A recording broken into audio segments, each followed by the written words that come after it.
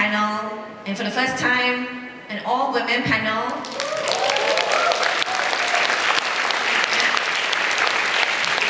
And they allow us to give very, very different vantage point of views. So we have Yang Bahagia Datuk Banda, Dr. Masni Dong, as well as Ko Charlie, all very established and esteemed guests for today. So let's give another round of applause. So let's start this off, right? When we talk about modern commons, and I wanna hear a different point of views as well. What should we consider as the modern commons that is most at risk, in your point of view, on what your experiences are, as well as how do you prioritize? Because it all happens at the same time.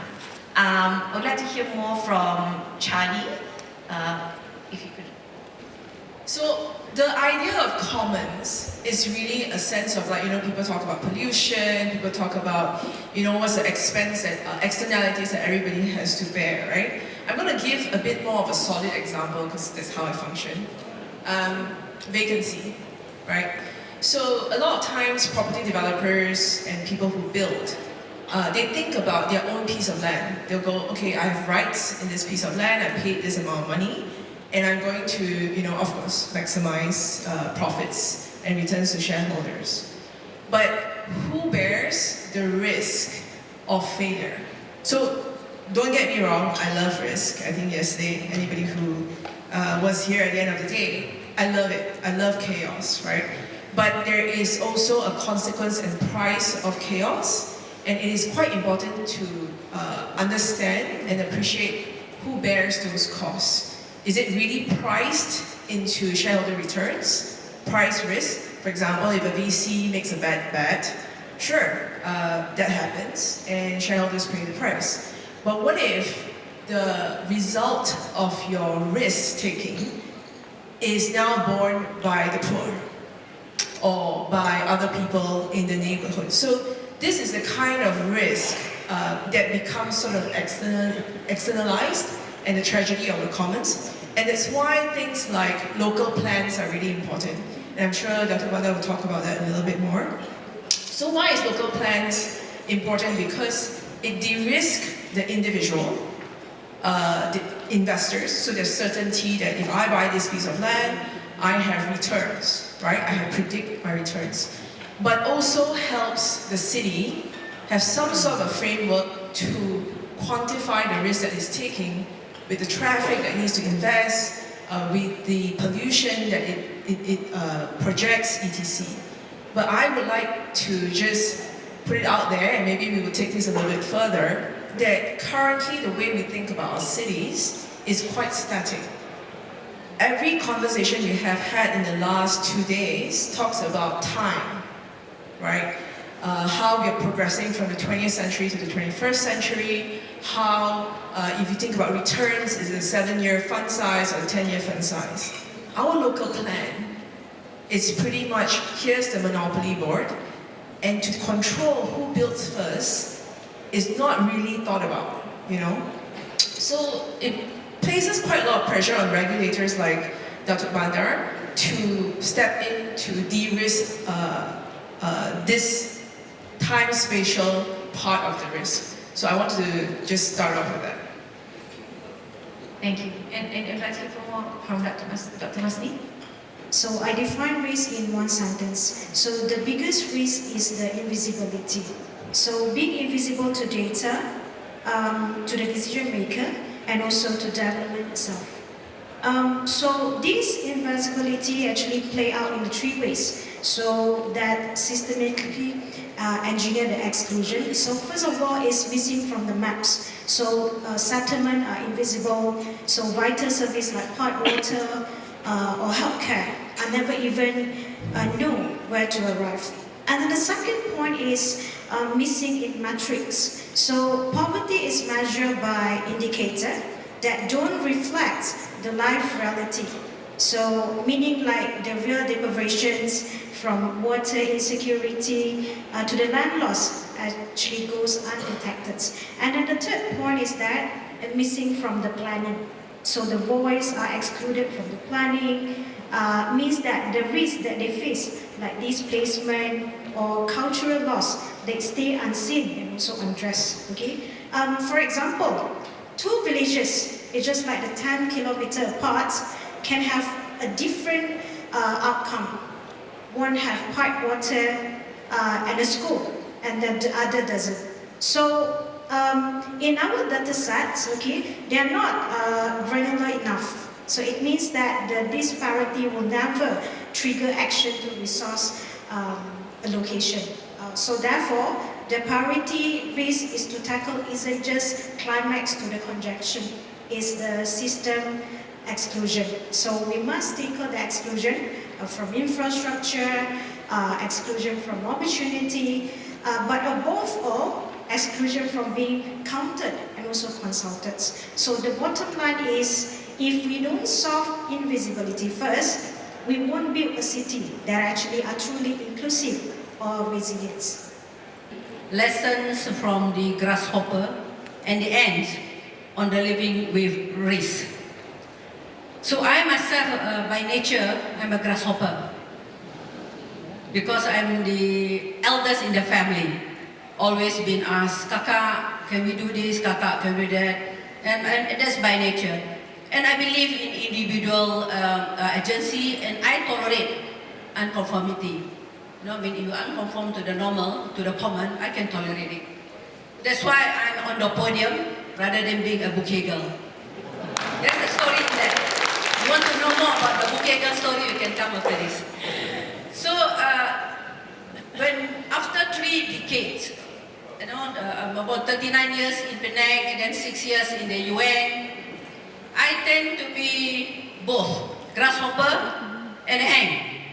Because when you look at the ants, they are always going in one line.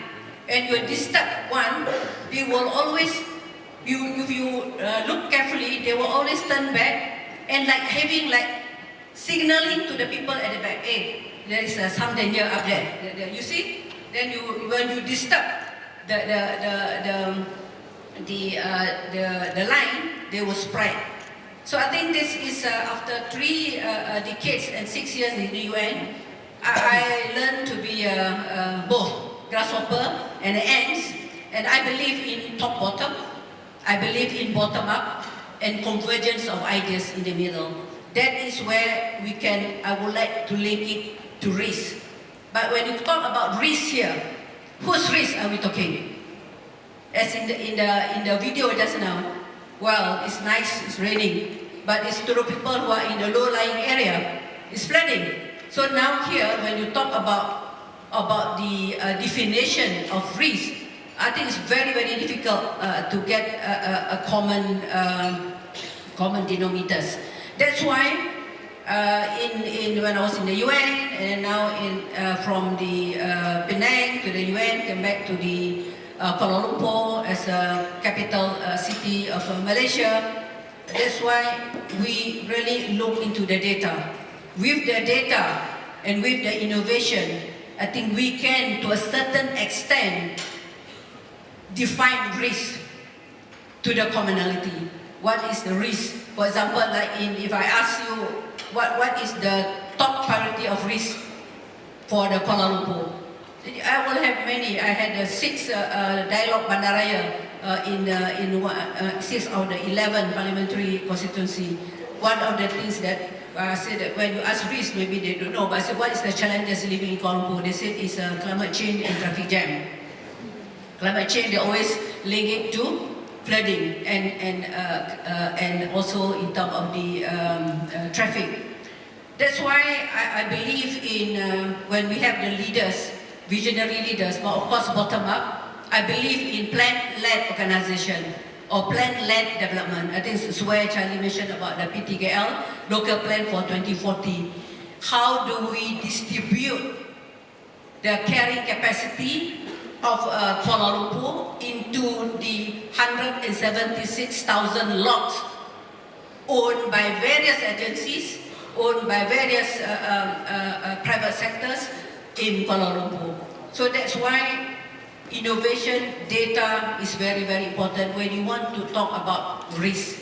Without that, I think it's very difficult for us to define risk and to come up with a commonality that can be accepted by almost, or you cannot be accepted by everyone, by at least 85% of the people who are living in Kuala Lumpur. So to me, is that it's very important to have the plan-led development in data. At the same time, I think we need also taking from the experience from the UN, I think it's the political stability, peace.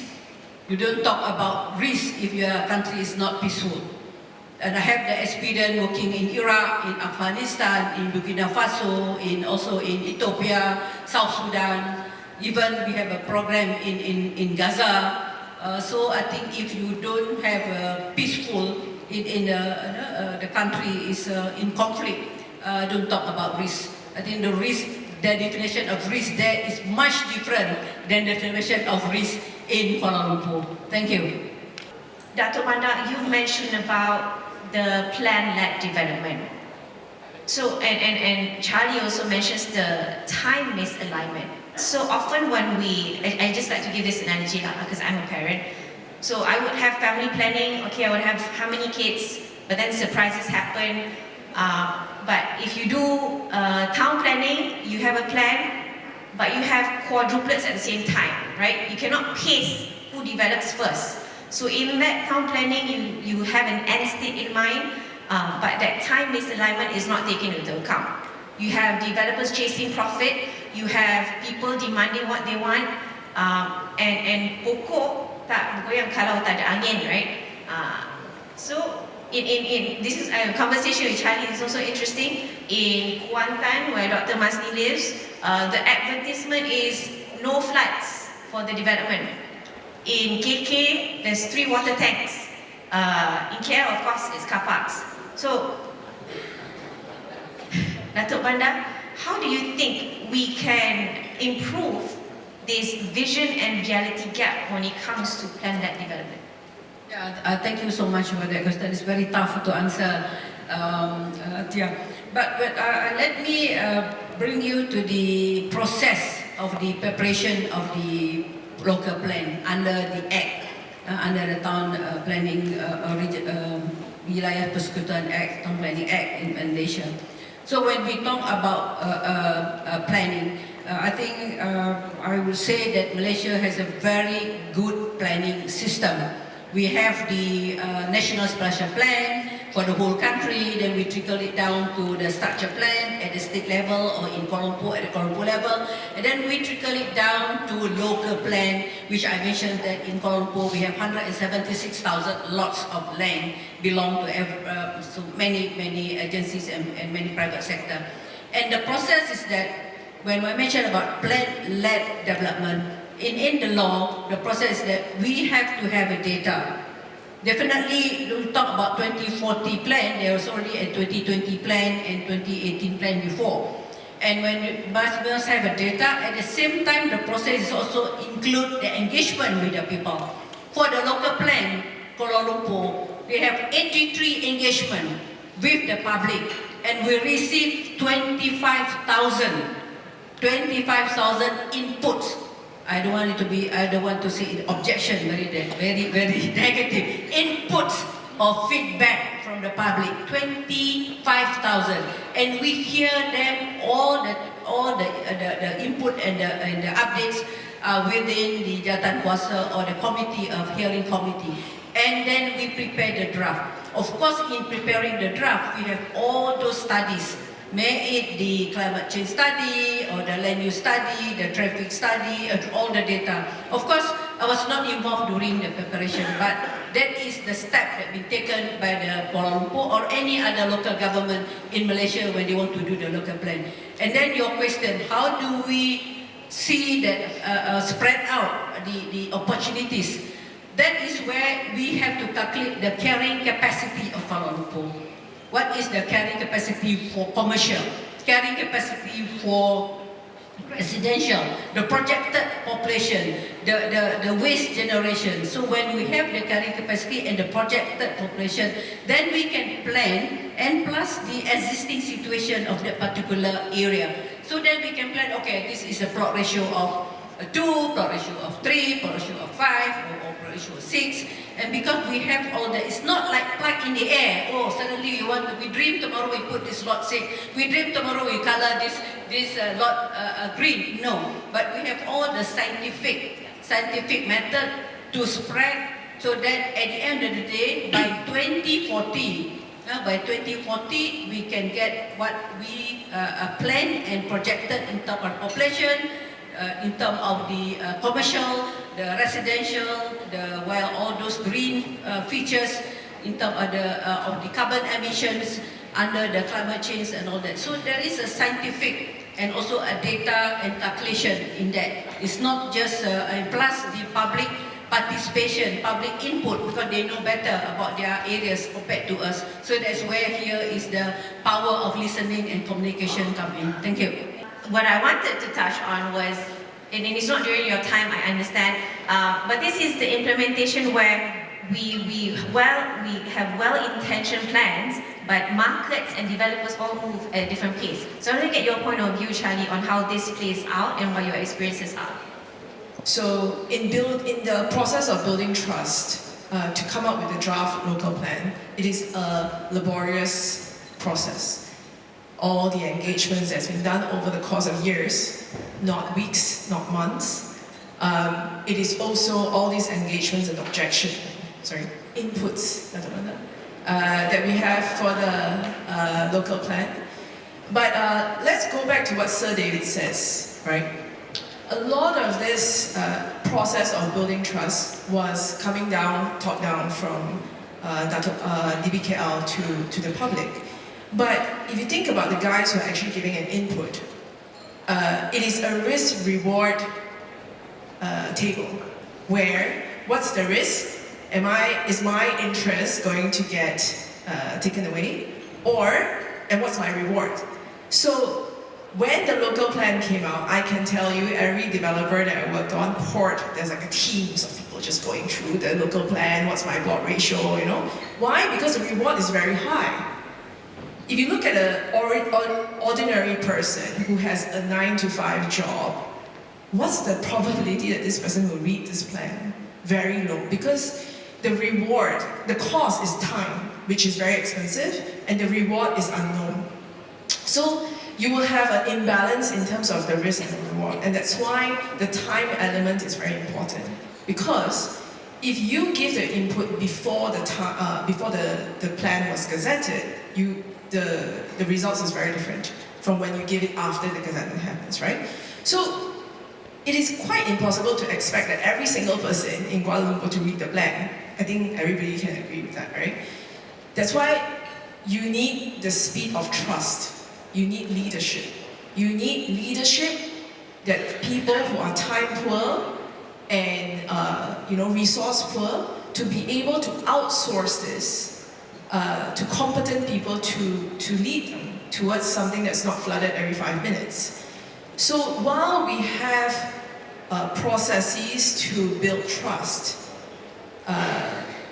it is really not practical, and you really do need leadership to do this. So over to you, Dr. Bandar. I'm sure you have something to say about this. I think globally what we've seen is like in the UK there's this NIMBY paradox where if I have vested interest and I am resourceful enough, I can stop development in my backyard. So in the UK nothing gets built. And even if you see this in our wealthier neighborhoods, something along those lines can happen because you have access to media, legal representation, etc. So I want to ask Dr. Masni, how do you get started if you're invisible in the first place? What do you think should happen? And then I'll get Dr. Bandar to speak, chime in this. So in order for them to be included in the plan, we need to talk to them and then listen to what is their problem and also what are the things that they need actually. So because if you look at, when we measure poverty, usually we measure the income that they have, how much they earn. So it might be a totally different situation when it comes to the indigenous population, because we don't, the income itself cannot measure their real problem. So I would think that I'm very agree with Dr. Banda and Chang as well. Leadership and also listening to the people, I think will be the key that we have to start include in our planning. To gain the trust from the people that we serve. I think that is very, very important. Because we can hear lately, maybe those are from Malaysia, they say that, the Dato' Banda or the mayor has all the powers. I don't have any power. I only have the power within the law. They say that the mayor have all the powers in there because we have no councillor, we have nobody to guard or to control her. I have no power. The only power that I have is only that is the under the law that's given for me to implement. I don't say even the power for me to do is my task to job. For example, like if you look at the local plan, I go back to the local plan to bring back the trust. You look at the local plan. Is the local plan to put that this plot is plot ratio of 2? I can't even approve plot ratio of 2.001. Don't talk about plot 0 of 4 because that is already gazetted. And if I approve it at plot ratio 2.001, you can take me to court. That is where the public participation and the public engagement is all about. So then I have the opportunity to talk to the people. Said, "Yalah, because you are the Dato' Banda. If ada Dato' Banda come, they're different." I said, "No, even who are the Dato' Banda, if go back to the trust and going back to the law, he or she should react the same thing because the plan is already gazetted and made known to every one of you. If the mayor do otherwise, you can reprimand. You say that this is what is in the law, but the mayor don't follow the law. So I said that it doesn't matter who is the mayor, who is as long as that is where I think that we need to gain or to get what you said is the trust. We have to trust each other. I'm not sure whether you trust me or not as your mayor. You know, maybe I can ask you, how many of you trust me as a mayor? Those who are in Malaysia. Wah, ramai juga ah. Alhamdulillah. Alhamdulillah. Thank you so much. That gave me a courage to continue my work. You know? So I think that is one. Thank you so much. Second is about the humility. I think that many of us are failed to listen. We fail to listen. We before the people finish the sentence, we want to press the microphone and want to counter. Listen first. That's why in the UN, at one time in 2022, the Secretary General add another UN values, humility. You know the UN, they are the top, and they are also last time as a Prime Minister or the President of the country. Then when they lose their election, they apply for the UN post, then they become one of the UN. So sometimes they react as if he or she is like a President or the Prime Minister of the country. So sometimes the Secretary General have to add another value. 2022, you can check. Humility. Sometimes you will say, knock the door, not the table. Colleague, listen. Humility. So sometimes we forget about listening. So I said that to get the trust, communicate, listening, and also the transparent and trustworthy. I think this is a very, very important if we would like to look at the risk, to plan for the plan-led development, or to continue with the bottom-up, top-bottom, as I said, the convergence of ideas and the principle of 4P, public-private, people partnership. If we want to get that private to join, so they must trust. I'm very, very happy that I proposed the 4P and also proposed the adoption strategy for the people to adopt public spaces and all that. I think because they trust the organization. Now I have around 23 adoption. It's already not implemented project with the people on the ground. So I think trust and also the principle of KT, competent, accountable, transparent, effective and efficient. I think it's very, very important. But I'm not only telling that I'm good, but also reminding myself here, you know, that speaking in front of you, I even scared to say so much, otherwise I cannot deliver. So that I've tried my level best. At the same time, when you mentioned about, yes, there is in the plan, but what is the implementation? I think that's why the plan is up to 2040, for example, but we have the yearly plan and also yearly budget to implement what is actually in the local plan. Actually, the local plan is not the BKL alone local plan, it's your local plan. Everyone local plan, investors local plan, and the Malaysian local plan, not only to be implemented by the BKL. Thank you, I stop there. Thank you so much. Point of view is building that trustworthiness, that engagement, that feedback to happen within the leaders. I think that's very important. The communication aspect needs to be improved. I want to get Charlie's point of view on measuring success, because in a lot of investors' point of view, it's very much capital. I'm measured based on the financial value creation that I get. How is it possible to get all these other soft matrices involved in the decision making, in all your risk estimate? Because if everybody just builds at the same time, the property value will go down, but the bank just thinks of it as one individual mortgage. So how do you put all those soft matrices into place? Is it even possible? So a lot of times, if you look at individual, the bankers, maybe I leave them alone for a while. Let's just talk about roads, right? So if you think about individual development, 300 units, 500 million etc. Even at the local council level, it is very difficult for them to contribute to building outside of their compounds. So you will see a lot of the roads are jantum, that means it's broken out. And then you see like it tars up to a certain level, and the BKL will have to sort of, quote unquote, convince them to sort of smoothen it out, right? And that's also the reason why when you have utilities, 2-3 different people tries to dig it like different times of the day, and then you always have road congestion, right? Then now I'm coming for the bankers. So the bankers, they think of the developments at themselves. You can face here. Oh yeah, hi bankers. When you look at financial return, obviously lower costs, higher revenue, bigger profit margins, right? So as little as I can spend. But really, depending on how you think about it, a lot of the value comes from social asset creation, social capital creation, right? So the really, really good property developers, what they actually do is they build the townships or they build big, large areas really, really well, and then they cheaply keep the best parts. Because if they do their job really well, they attract really wealthy individuals or like good people with social outward mobility into the area. You will then drive businesses, your shop lots will go up, there's opportunities for high-rise, there's opportunities for retail.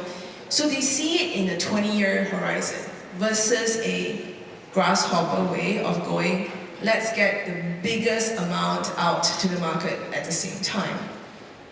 I'm going to be a bit coded here, but there's an area that really affected the Orang Asli settlements in Selangor. And the disheartening thing was the developer was so short-sighted.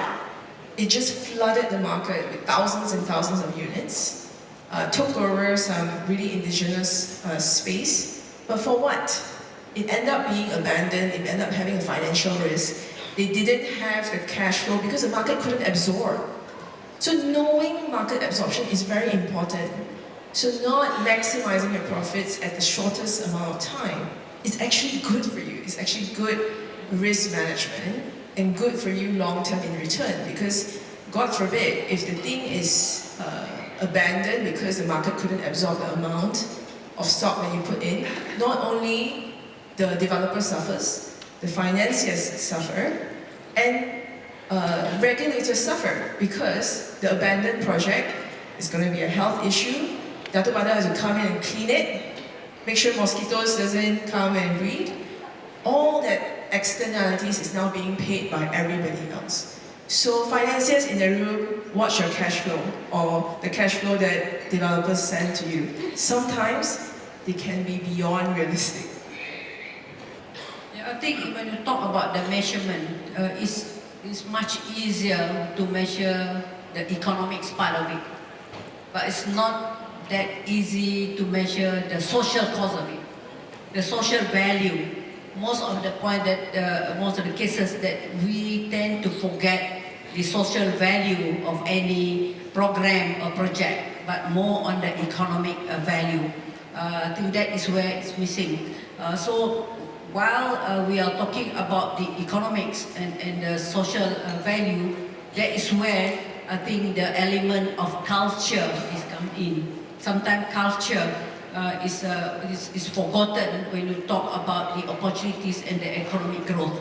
I think that's the reason why, in June, our Prime Minister launched the Warisan Kuala Lumpur, the Heritage Kuala Lumpur, where we see that the trend of the development going out from the city center, and the city center are follow. You know, this is also experienced when I was in Penang, when we have the Georgetown up to the stage that instead of we call Georgetown, they call it Ghost Town, because no one want to stay in after the Rent Control Act been repealed. So I think the culture part, that is where normally been forgotten the value of culture in economic development, the value of heritage in economic development, and the value of creative industry in the economic development is always, most of the time, forgotten. And that's why we are working together with Kazana, working together with Think City. Wabi Liu Chintong is here, he always pushing me about the repurposing of the building of the inner city. So that's why we came up with the guideline on repurpose of the old building, how can we bring back better or build back better for the, especially the areas which been left due to the, well, we cannot say no, because it's due to the new demands of the economic growth. People need new facilities, maybe new building, new way of new areas, new spaces. And the Gen Z now is different than when during my time, who are born in the 60s, people born in the 90s are different. So I think what we can see is that the integrated approach is very important.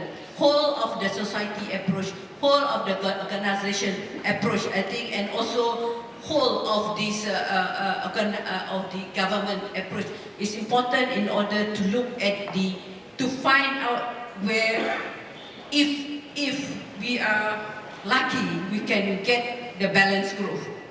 You know, but we are moving towards that, so that the physical, economic, social, environmental, and psychological also, because now a lot of mental health, and also, you know, in the city center, that is where we can find the balance. And of course, there is no one formula right, but we have to juggle up and get again. To me, I believe if we have more data, more innovation, and more formulas that we have, then maybe we can get a better decision whenever that we decide at any level, at the global level, national, regional, local level, and even at the community level. Thank you. So really, when Datuk Bandar runs a city, she's really running a platform. It's like a social media platform. It's like she's running TikTok, almost, right? She has to make the rules. And then there are content creators, right? So content creators, they are the ones who's putting in all the content, your Warisan, you know, your 118. These are like contents by individual content creators. The trouble we have is that the generation today, the attention is really, really short. So you end up having to compete as a city in different parts of your city for a limited amount of attention.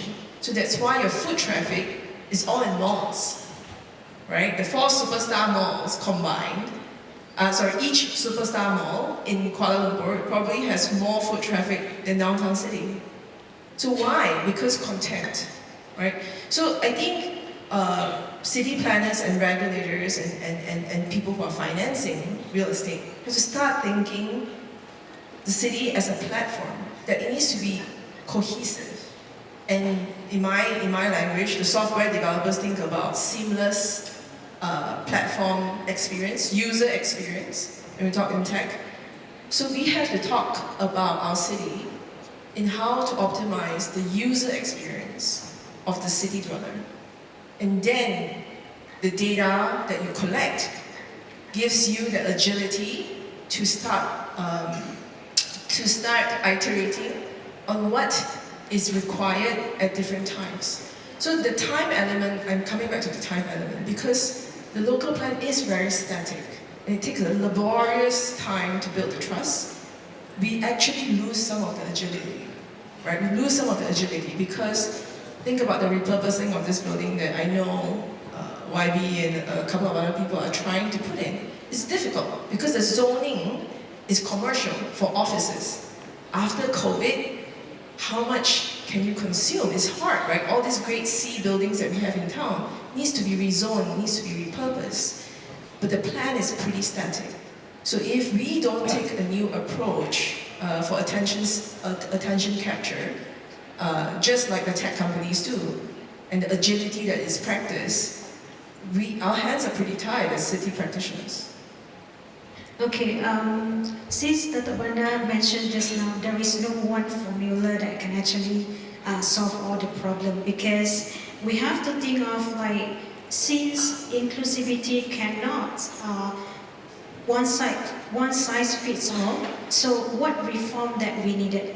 So for diverse community, true inclusion require actually adjusting the system to actually reflect what is their reality, and also especially securing their rights, and also not simply just shifting from them into the existing structure.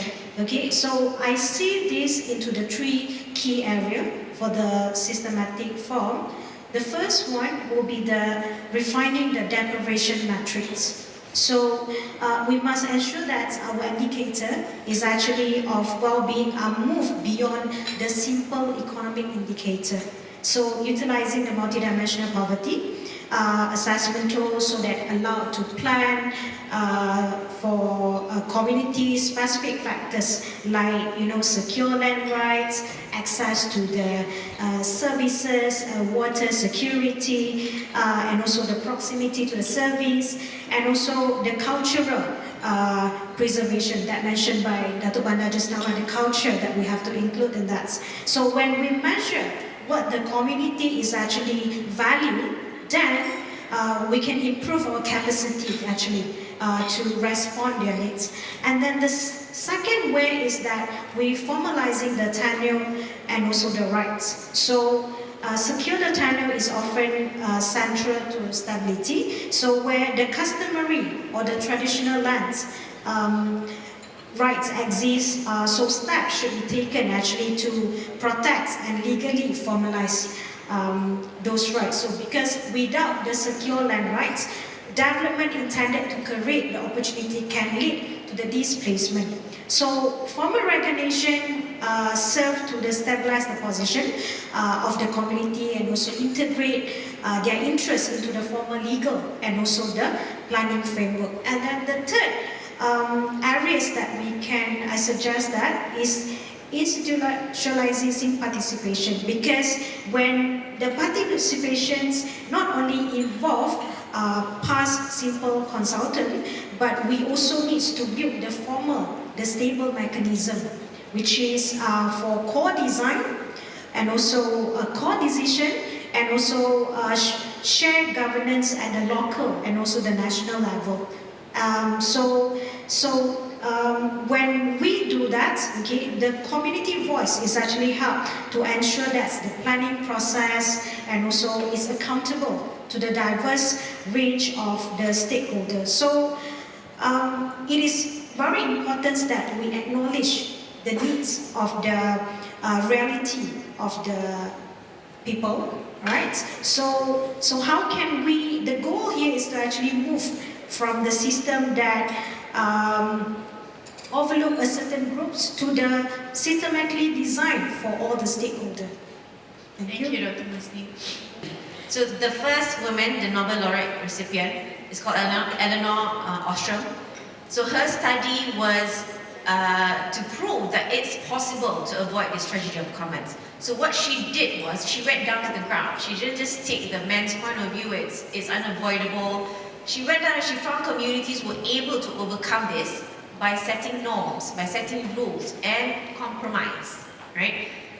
So macam in the past, if you had a kampung, you had one perigi just for washing, one perigi just for bathing, that allowed resources to be consumed equally and everybody gets the same opportunity. Now I want to ask, in your point of view, is it possible to translate that to cities? Yes. The cost to transparency. So when you have a local perigi or the water well, it is very evident who took more, who polluted it, and somebody will quote unquote rat on you, right? But when you have a city of this size, it becomes very difficult to understand the benefits and the rewards of your sacrifice, your compromise. So when you have a new LRT or MRT constructed near you, you'll be like, I don't even take it. I don't get any of this benefit. None of my friends take it. Why is this causing me all this inconvenience? So communication is not just when you're lobbying to do something, but when something is successful and something is benefiting, even if the person is not directly to you, communicating that and making that transparent is highly important, because anybody who has actually put in any kind of social capital or social sacrifice to a cause, they need to have that effect, even though not directly to them, felt. And I think to be very honest, I think in Malaysia we don't do that.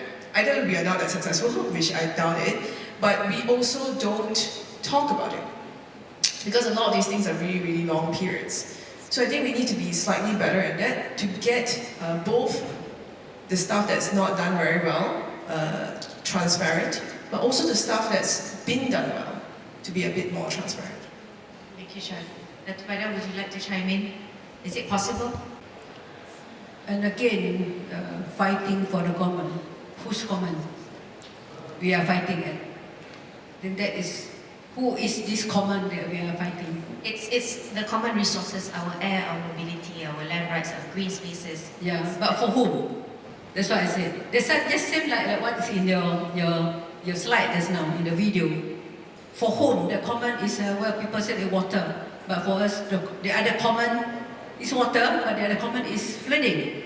It's risk to me. So I think that is where we can, I said, to look into the resources like water, housing. For those who are those who need house, they say their common is they need housing more.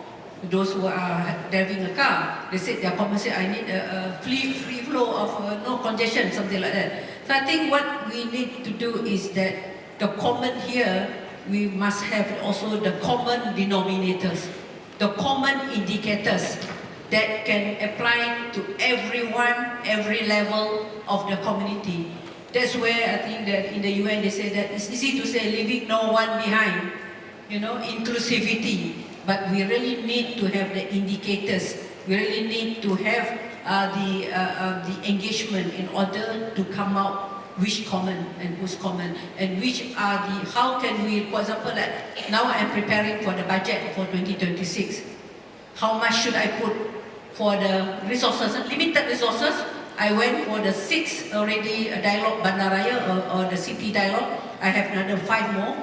But all those dialogues, we have all those demands. So where can we put the commons within these limited resources for the budget 2026? So I think this is also need analysis. As I said, that needs the input from the community, and also to a certain extent a policy.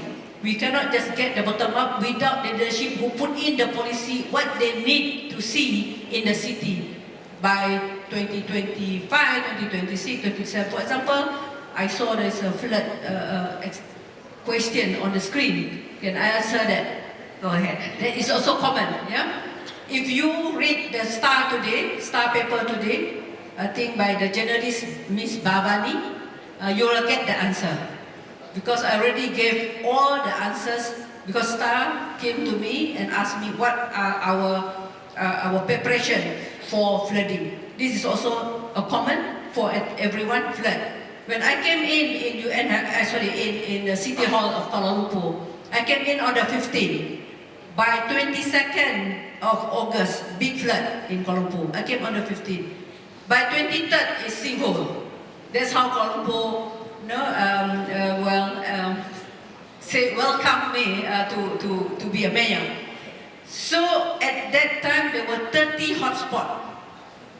30 hotspot, flooding hotspot in Kuala Lumpur. And now, only 20 left. And I told my colleague, by end of this year, can we reduce to 10?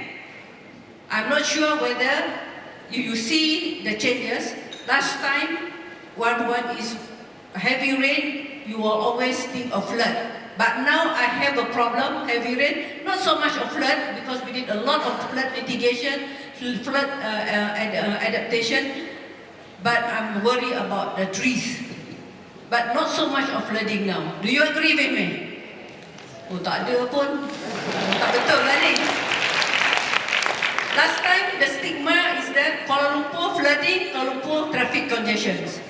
But now, I received from the public, not from me, we get a survey. I said, yes, there's a water on the ground, but last time the water up to the knee, but now up to the ankle. There's an improvement, Dato' Banda, but zero flood is still a long way to go. So I said that this is, when you talk about the common, but the meaning that is that we have so many common when you talk about who's common and where do we put the priority within the limited budget. Thank you. Badan Warisan Malaysia and Malaysian Nature Society. My question is for Charlie. Whilst I am not absolving our authorities from the responsibility of enforcing the safeguards, we often overlook the role of the private sector who profit the most from overdevelopment with devastating consequences. May I ask what might be the possible non-regulatory levers to get our private sector developers to behave in a more responsible and ethical way whilst balancing it with profits? Thank you. The easiest way is to vote or vote with your dollar, right? So what hurts private developers the most if they can't sell, right? So it's a big thing, and I honestly think, and I'm going to say this in public, there's way too many property developers in Malaysia. We have, my last count was over 2,000 property developers. The barrier of entry to be a property developer is so low that I can be a property developer. It's like Charlie Cole can be a property developer. It's crazy, you know. And the standards needs to be higher. And part of those standards is what you're talking about: reputation, accountability, longevity, and be responsible for what you do. And I think that should be, I know YBI is not here, but that should be the standard. Right now, it's way too low.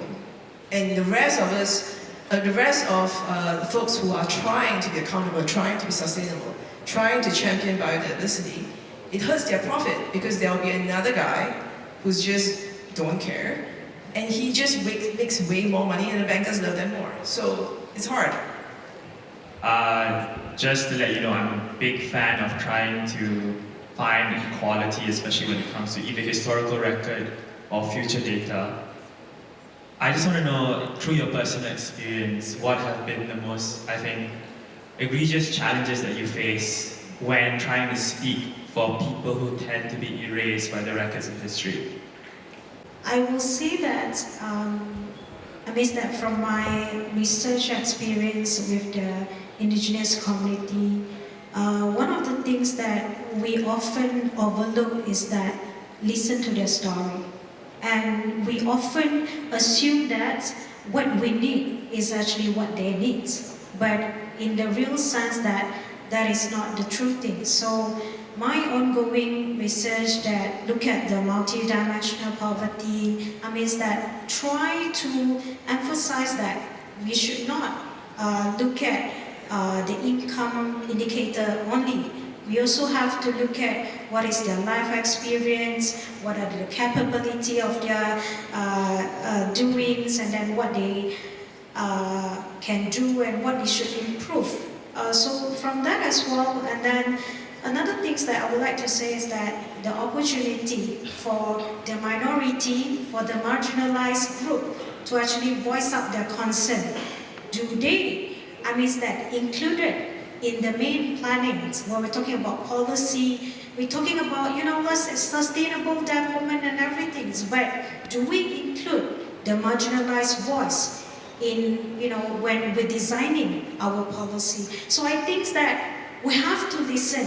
It's not just look at the paper only and then we try to look at the data. I'm not saying that data is not important. Data is very important. However, apart from the data as well, we have to look at from the, the qualitative part, which is look at the life experience of the indigenous community or the marginalized group, and then we combine these two to ensure that we actually not just look at the number. I know lots of people like numbers because that actually tells us something, but actually not only number. We have to sit with them and listen to their problem. I think that is very important.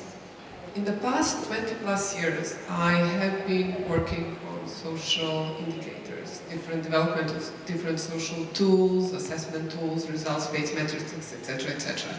So I have to react that on your comment that it is hard to measure social part of the growth. The answer is it's not. It is hard maybe for economists and for bankers who doesn't have a background in social science in this area, but for those who do, there is plenty of metrics outside that are globally used, like social cohesion, social inclusion, everything that you just mentioned right now. And the disconnect is that the narrative, and I have noticed a big change in the narrative in the past 11 years that I have been living and working in Malaysia. When I first arrived, there was no mention about the social part of the growth at all. So that wasn't a narrative. Now, 11 years later, I can see the change. The narrative is there. There are plenty of talk about the importance of incorporation of social indicators into the strategies, action plans, etc. But what hasn't changed is the narrative that it is hard to do it. And what hasn't changed is the lack of cooperation between economists and those who know, experts who know how to do it. So my question is, how Malaysian decision makers, and you're one of them, can actually move from talking that this is important and seeing importance in verbal narrative to actually doing it, engaging with those who know, and then achieving it, because there is a huge difference between these three steps. So what are the doors to knock on to explain how to do it? Because there is an expertise here, either local or expat like mine, there is an expertise. There is just a willingness to make that shift and change the narrative. Thank you. Okay, thank you so much for your explanations that you have been here. And I'm very happy to hear that 11 years ago, social is not in the vocabulary, but now it is because of the social inclusion. Even our ASEAN theme is inclusivity and sustainability. You know, it's keterangkuman, and it's also in terms of the social inclusion. And in terms of the development, apart from the earlier, I think we heard about the economic factor of it. Like, for example, the economic impact of a certain development. But now, there is a tendency and also a push toward the social impact assessment. When we have any new development or any new program, what is the impact to the social? So that is where we are looking into the areas that apart from the economics, we are also looking into the social impact and also the inclusivity, but through the communication with the people on the ground. I said we are talking not only the data, but also we listen to the story, we talk to them at the same time. And when we had the plan, for example, like the local plan or such a plan, how can we implement the proposal or the strategy in the plan, and which also involve the public in a way that is public engagement, and what I mentioned just now, the principle of the 4P, public-private people partnership in implementing any program or any project at the moment now in Kuala Lumpur. Thank you. This question is for Dr. Maimuna. My name is Roslina. I am a resident of Taman Tasik Tijawangsa, and we are, I think, that is the last taman with houses in the KL city centre. I would like to first of all commend you for your efforts in cleaning up KL. I follow KL very closely. I was born here, I went to school here, I now live here. I've lived in my area since I was born. Thank you for improving KL, and I hope that everybody will commend her for all the hard work that she's done. I've become very active in my residents association because in the last 5 years, particularly since COVID, we've had such major problems in terms of, I think this may be a sensitive issue, but there's a lot of illegal traders within KL, and I've seen you and Dr. Zaliha also work very hard to try to help them find permanent places. My concern as a resident here is, as you talk about developers, I see a lot of developers and other parties, including businesses and traders, wanting to come into our area, presenting all kinds of proposals to develop the area. My question is, do we really need so much development? You talk about a city that has a place for everybody. I want to be able to live in my city. I've lived here and I want to be able to continue to live in the area, which is the last, I think I can tell you it's the last residential area in the middle of the city. So please, I beg you, please try to preserve us. And if you look at data, if there's more developers or other parties who would like to develop our areas, does it mean that because their numbers are more than us from a data perspective, we will therefore not be heard? Thank you. Thank you so much for realizing that what we have been doing so far, because we would like to keep Kuala Lumpur clean and green. Clean in whatever all aspects, not only in terms of the rubbish and the planting trees, but also in terms of the governance. And green is not so planting trees, but it's also in terms of green procurement, green investments and all that. At the same time, trying to keep your place in Titiwangsa. I think we have a very big park there, you know, in Titiwangsa, and I would like to take the opportunity here, be there on the 17th to the 26th of October for the Kuala Lumpur Park Festival. Please join us. Kita buat sikit promotion. But to answer your question is that maybe hopefully that I'm not sure whether you have seen the local plan for that area, and I wish that and I hope that you already involved in the preparation of the local plan. Whatever that you see on the local plan at the proposal map, that will be the type of development will be allowed within your area. That's where, because the plan is already gazetted on the 25th of June and been 28th of May, and then been implemented on the 11th of June. Please look at the local plan. If there is any development approved against the local plan, then you can raise up your flag, because that local plan is already gazetted. So I hope that you're already involved in the preparation of the plan. We will assure you that we will follow the local plan very diligently. Thank you so much. Thank you very much. This is all the time we have. Let's give another round of applause for our panel speakers. Thank you very much. Thank you so much, Atia, and our esteemed panelists. Can we invite you to the front of the stage for a photo? Thank you. Ladies and gentlemen, a quick reminder, you can rate this session by scanning the QR code on screen. It only takes a few seconds, and your feedback really helps us shape future editions of this forum.